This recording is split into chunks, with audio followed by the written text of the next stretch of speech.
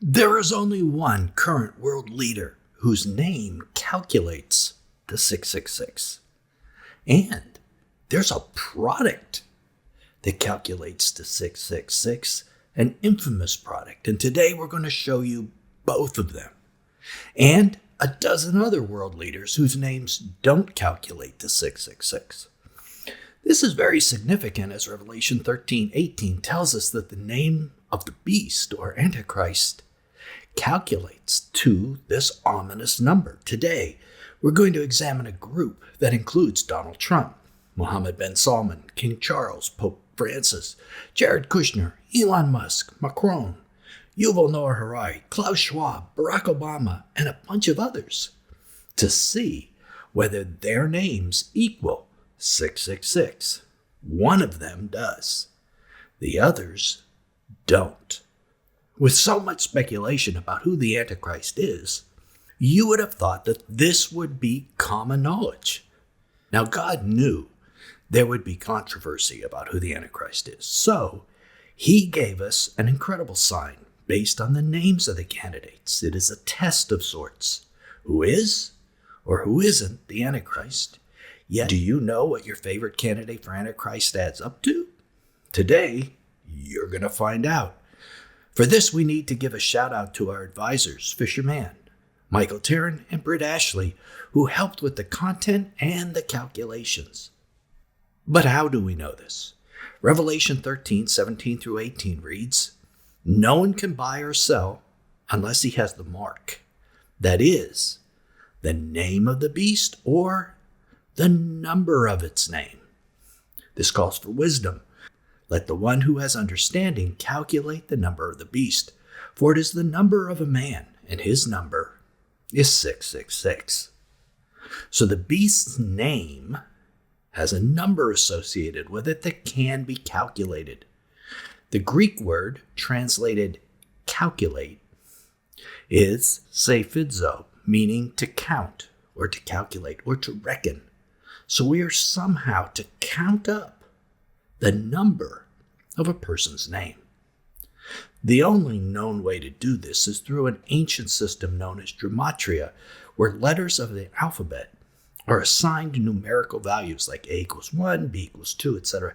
This allows words, phrases, or names to be converted into numbers by adding up all the numbers in the name. The system was widely used in Hebrew, Greek, and later Latin traditions. In Pompeii, archaeologists found an inscription reading, "I love her whose number is 545. It's kind of like a code, you know? People in antiquity commonly used numerical encoding like this to refer to individuals. In Genesis 14:14, the verse states that Abraham had 318 trained men to rescue his nephew Lot. In Jewish tradition, this number is linked to Eleazar, Abraham's servant, because the letters of his name in Hebrew add up to 318. So maybe that number 318 is a symbolic number of some sort too. But before we reveal the numbers of the names of the folks like King Charles or Donald Trump, should we do this? Some scholars believe that 666 refers to the Roman Emperor Nero. But there are huge problems with this idea. It only works if you take Nero's name in Latin, translate it into Greek, then translate that again into Hebrew, and then misspell it. Only if you do all these things will Nero Caesar add up to 666. So the first important takeaway in this video is that the old wives' tale that Nero was the beast is completely, utterly false. Despite this, I bet we'll probably get comments from preterists telling us Nero was the beast. Now, ideas like that die hard, but it points out how important it is to do the calculation correctly, if we're going to do it at all. But should we do it? Because Gematria is associated in some circles with mysticism. And a number of scholars say we should reject taking Revelation 13:17 through 18 literally, and instead view the passage symbolically as a rebellion against God, 6 being a less perfect number than 7. And although there are symbolic meanings to 666, the phrases number of his name and calculate or count the number are very literal. It says that the beast has a literal name and we can physically count it up. Therefore, most modern scholars argue that John, the author of Revelation, expected the audience to know about Gematria and use it because it was widely understood at the time. And the early church father, Irenaeus, showed us how to use it with the number 666. Irenaeus is our key in our methodology today for calculating the number that we're going to use. Irenaeus was the oldest commentator on 666. He actually met the Apostle John late in John's life and studied under Polycarp, who was John's apostle. So Irenaeus' methodology is probably as close as we can get to what John meant by calculating the number of the beast. Irenaeus used Koine Greek, the language of the New Testament, as his language and used Greek Gematria. He did not use Hebrew, even though he could have. Today, we're going to do the calculations, however, in both Greek and Hebrew, so you can see both options. Irenaeus discovered 3 names that do add up to 666: Latinos, Titian, and Evanthus. Please notice that he specifically did not mention Nero Caesar. That's because he knew Nero did not add up to 666, contrary to popular folklore. Also, you may have heard that 616 is a possibility. Interestingly, some early manuscripts of Revelation do contain 616 instead of 666. Irenaeus was aware of this variant, but wrote that he rejected it, arguing that it was a scribal error and 666 was the correct number based on his teachers, John and Polycarp. Irenaeus also specifically warned that the calculation should not be done until the time of the end. His reasoning was that he didn't want people saying this person or that person was the Antichrist if they weren't, because several names could add up to this. He proved that by having 3 of them. However, we're in the time of the end right now. It's very likely that the tribulation has already started. And what we're doing today is more like ruling people out than saying they are the Antichrist. But we are suggesting one name that is a real possibility, and we need to keep a close eye on this guy. So how do we do these calculations? We translated the person's full name into Koine Greek and into Hebrew, and then added up the values of the letters. On the screen is the 1st century AD Greek Gematria, which followed the Mycelian or iconic system.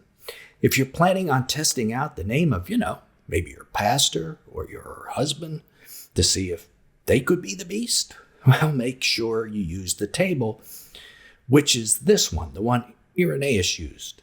By the way, the very infamous name Nelson Walters scores 1511 in Greek and 898 in Hebrew.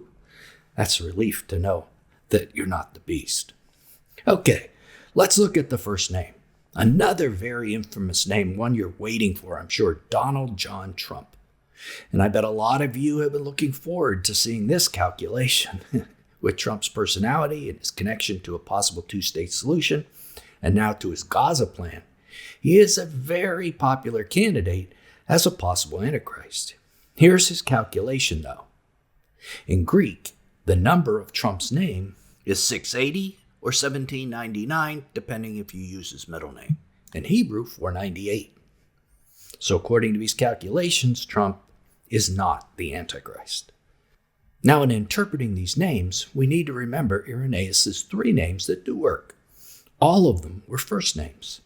So we should be open to looking at just first names, just last names, and any combination thereof. But as you can see, none of Trump's names in any combination equals 666.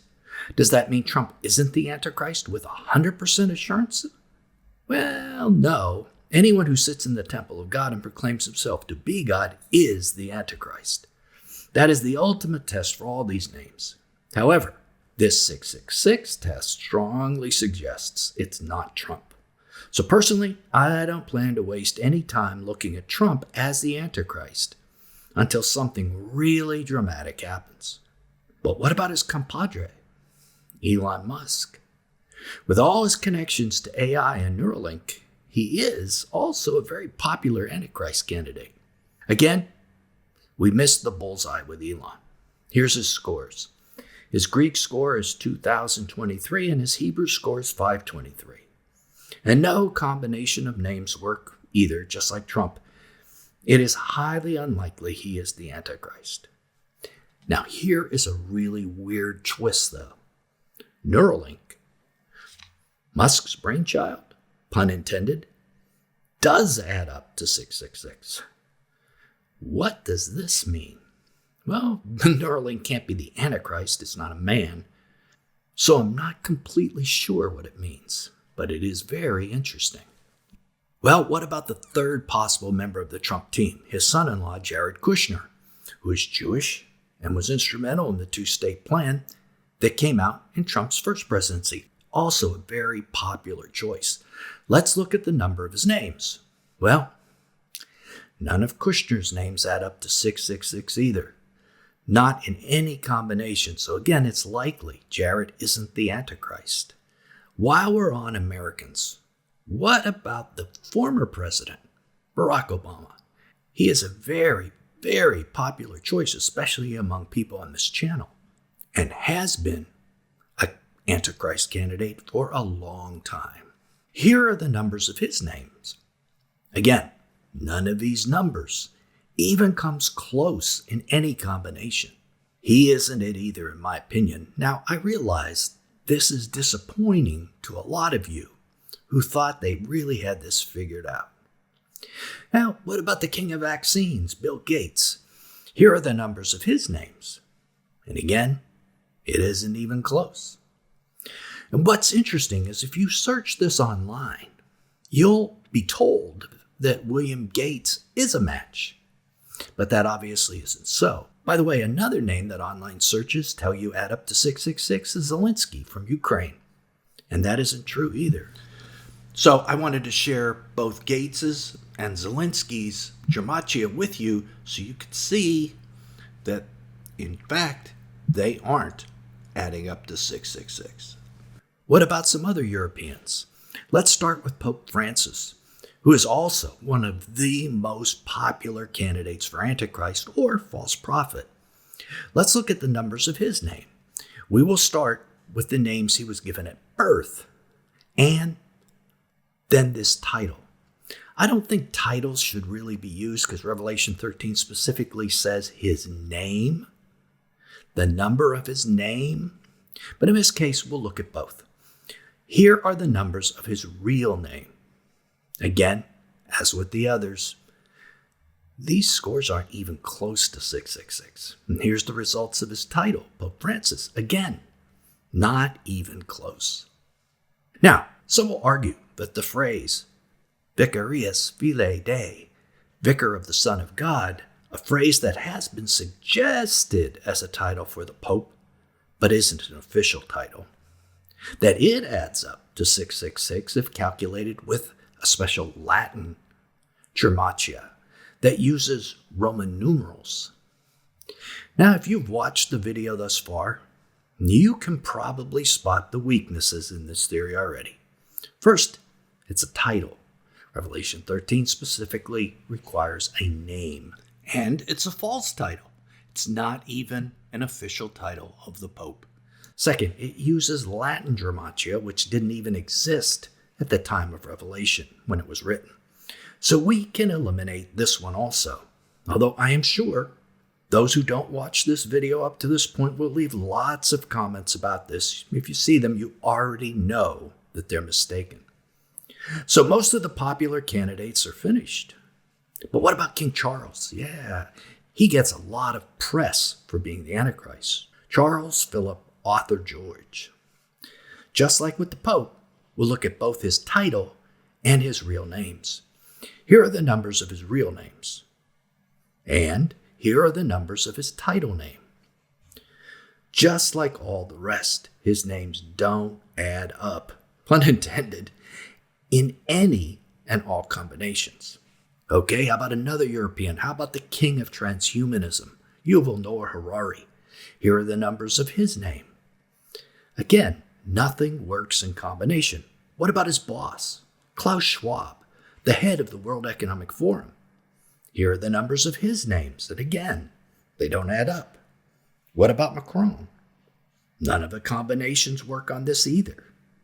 Although in Hebrew, if you drop the Frederick part of his name, you get 652. Close, but not good enough. What about Putin?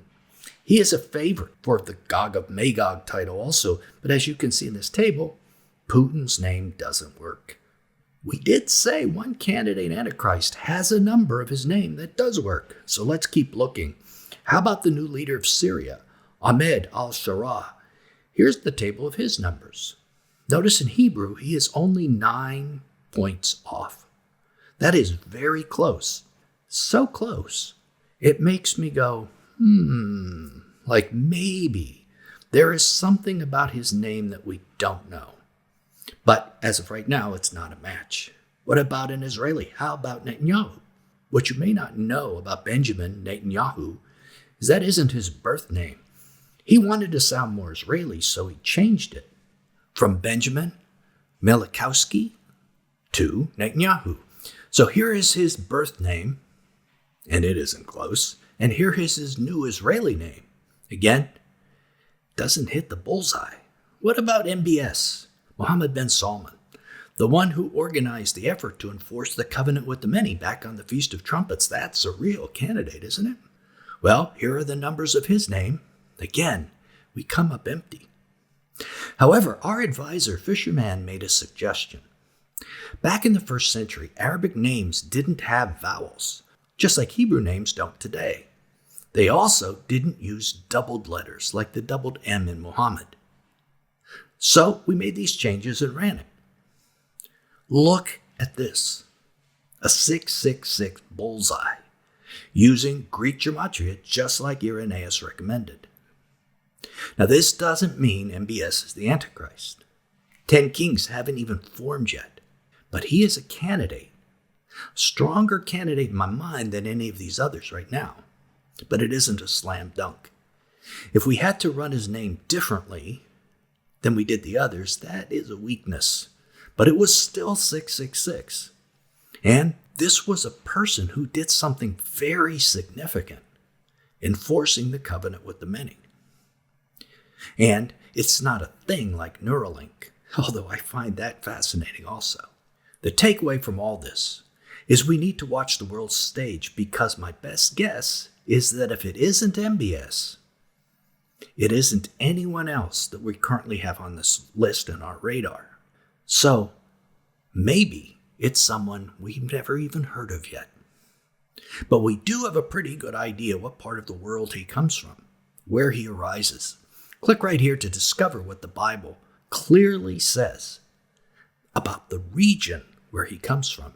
Is it North America, Europe, Middle East? Watch and find out. This is Nelson, and I'll see you there.